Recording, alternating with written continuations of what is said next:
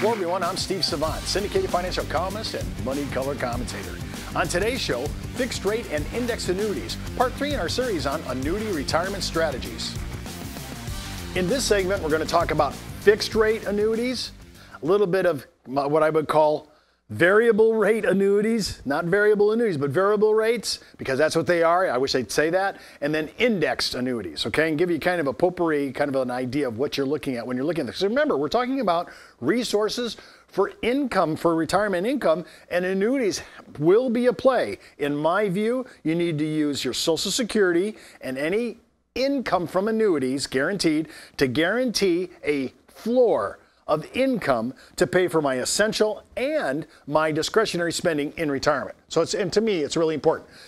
Fixed rates, again, remember, make sure you're getting a fixed rate. In this example, here, let's just put it up here. In this example, you notice they're talking about a guaranteed floor rate. You see where the line is at the bottom? The interest rate could go up, it could go down. They're just subordinating a guaranteed low rate. Now, some people say, I don't want to deal with that. I just want a fixed rate. And right now, I saw a rate that's making about 3.44 simple interest over 5 years, locked down 5 years. None of that's going to happen. That is the rate. That's what you're going to get. That's the payout. But a lot of people use rates where they enter into the contract. Maybe it's got a big bonus at the beginning of the year. It's a temptation for you to walk in and say, hey, I want that because the rate is so high. Just remember, what's the bottom rate? And also some of these, when you're done with your renewal rate, and if you don't hit your renewal window, they may actually put in a surrender charge if you don't make the exchange to another one or take it in cash or annuitize it. So you got to remember, the contract makes the call here. It's not what the current assumptions are that the company's doing. It's what the contract says. Remember, policy provisions are everything. If it's not in there, if it doesn't address it, then that doesn't mean anything in the sale. So be careful when you're talking to salesmen. Is it contractually guaranteed? What are the contractual imperatives? What do I have to read and make sure I'm getting? So I like this rate because it has a big front end rate and then it makes adjustments throughout, but it never falls below that. So that's the insurance side of an annuity. Remember, annuities are manufactured by life and annuities companies, and one of the big pluses is this idea of having a floor rate. So it won't go below, it might go up. But some people say, I just want to know what I'm going to get. You can buy 3, 4, 5, 7, and 10-year rates right now. And actually, there's out there at 20. I would never do that. And I don't think I'm going past 5 right now. But I ladder my fixed annuities 3, 4, and 5 years. Now, also remember, one of the biggest issues here is that I want to be able to think about, am I going to use this ultimately as a payout? Now remember, whether you're using this adjustable rate with a guaranteed floor or using a fixed rate, whether it's 3, 4, and 5 year, and I just gave you one that I like. Right now I'm paying about 3.44 for 5 years simple. That payout rate, should I use the annuitize, should I annuitize off this deferred income? And I don't know yet until I'm ready to do it. I'm always going to look at the annuitization or withdrawal privileges. I'm also going to go out to things like Canex.com and immediateannuity.com and look at single premium immediate annuities and deferred income annuities and find out if I exchange them for that, will I get a better rate of return? So before I pull the trigger on any annuity, and it doesn't matter which one it is, I'm going to look at the annuitization rate of the contract, and I'm also going to go out and shop the single premium and the deferred income annuity to see which one's going to give me the best income when I'm ready to take constructive receipt of my money. So it's really important. Now, income. Remember, I'm not buying an annuity at all as a savings program to hand to my kids.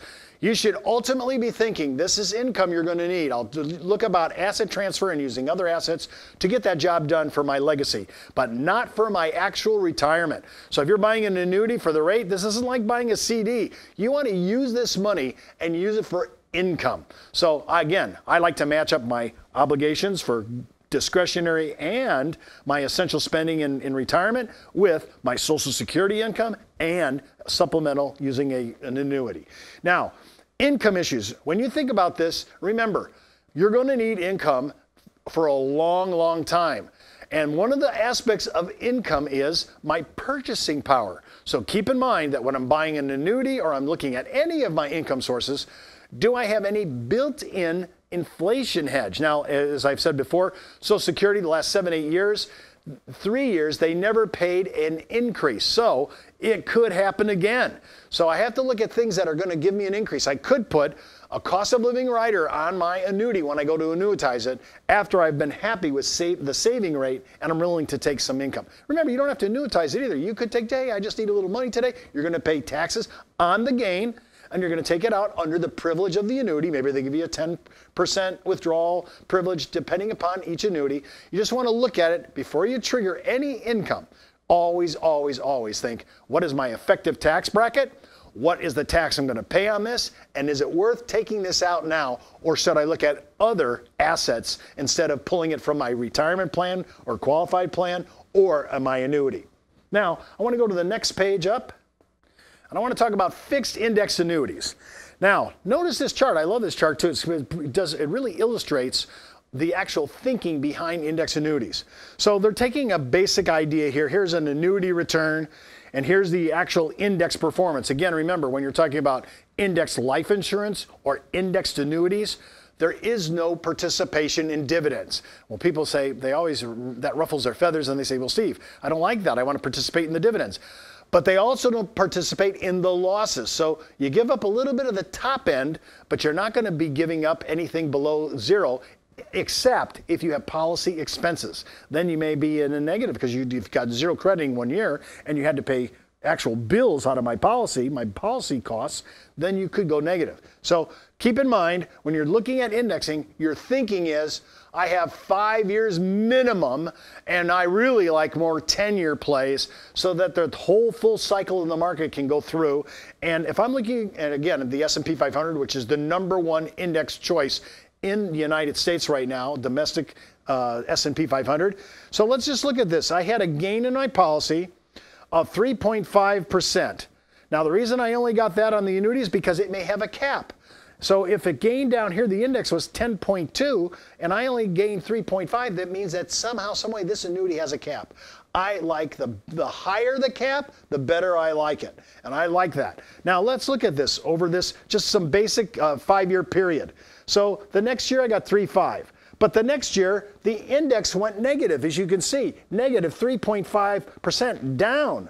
But I didn't have any negative crediting, so I stayed at zero. And you notice that when we go to 3.5, we lock in the new number. That becomes our new principal number. Then it goes up again and locks that number down. And so in my 0 year, in the 3rd year in this illustration, I'm actually staying at the same number I had here without losing, even though the S&P lost, or whatever index you're using, 9.35.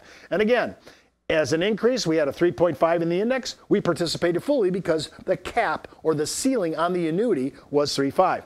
And then 2% was credited in the last year, and I had a 2% index gain. So remember, one of the things about this is your thinking is, will the index outperform, like in this 5-year period, will the index outperform a fixed annuity rate? So if I just quoted, which I did a little while ago, 3.44, 5 years crediting, it's so close to 3.5, why hassle the index? If I have a better participation in caps, and think about the market and how it's been roaring since 2009, and especially in the last year or so, when I look at that, I say, boy, I really like that. I want to have the highest cap, and I think I can outperform the fixed rate, then I'm looking at index. But remember, right now in this example, I'm showing you a very conservative cap, 3.5, and I have a current rate around 3.44. So you just have to determine, I might as well go fixed on this idea. But if I thought I could get a better annuity that had a higher ceiling or a higher cap and 100% participation rate, I'd look at that. Remember, participation rates, spread rates, caps are all part of the contract.